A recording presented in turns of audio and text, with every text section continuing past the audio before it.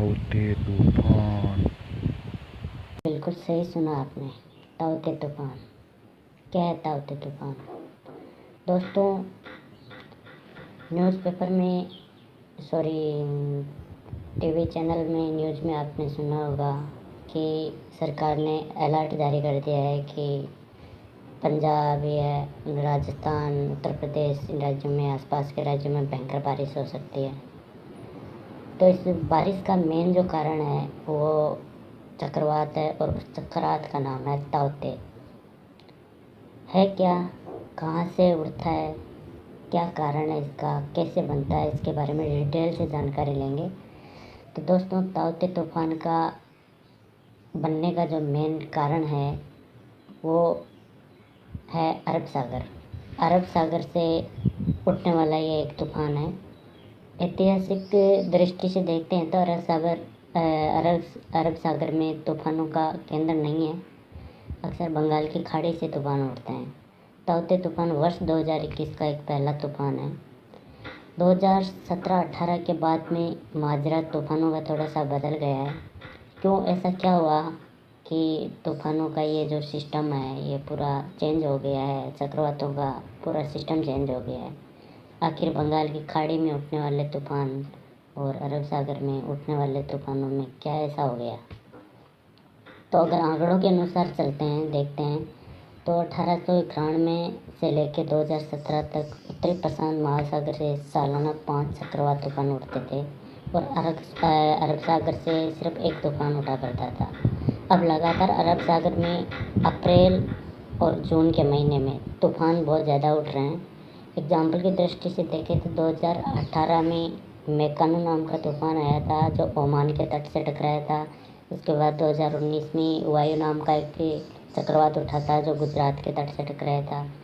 2020 में निसर्ग नाम का एक तूफान था जो महाराष्ट्र के तट से टकराया था। दोस्तों, इन सब चक्रवातों का जो मूल केंद्र है वो अरब सागरी रहा है, न कि बंगाल की खाड़ी। लेकिन देखते हैं तो बंगाल की खाड़ी से उठने चाहिए ज़्यादा तूफान।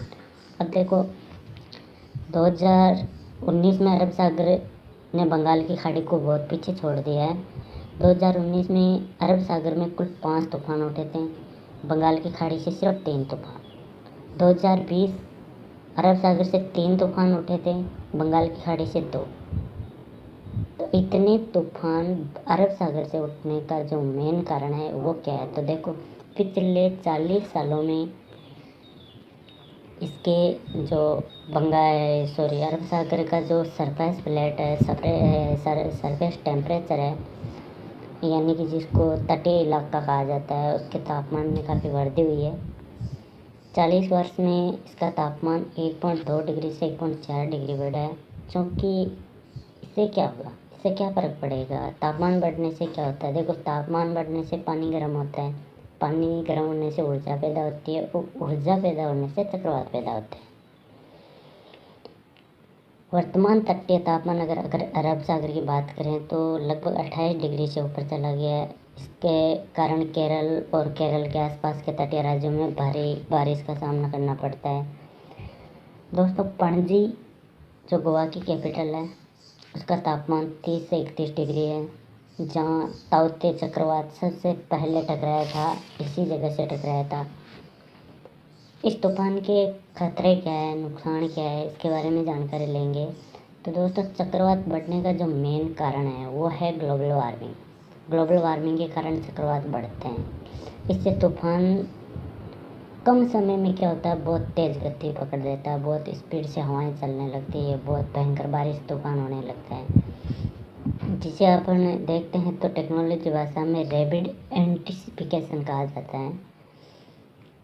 इस ताउते तूफान की स्पीड क्या है? स्पीड के बारे में अगर जानकारी लेते हैं तो शनिवार के दिन, यानी कि जो अभी शनिवार गया है, इसके दिन इसकी स्पीड थी 80 से 90 किलोमीटर प्रति घंटा, जो रविवार को बढ़ के इसके हो गई 145 डिग्री से 145 किलोमीटर से, रविवार के दिन 145 किलोमीटर से 155 किलोमीटर प्रति घंटा। और यही स्पीड सोमवार को बढ़कर हो गई थी 185 किलोमीटर पर आवर, यानी कि बहुत भयंकर स्पीड होती है जो बहुत ख़तरनाक मानी जाती है।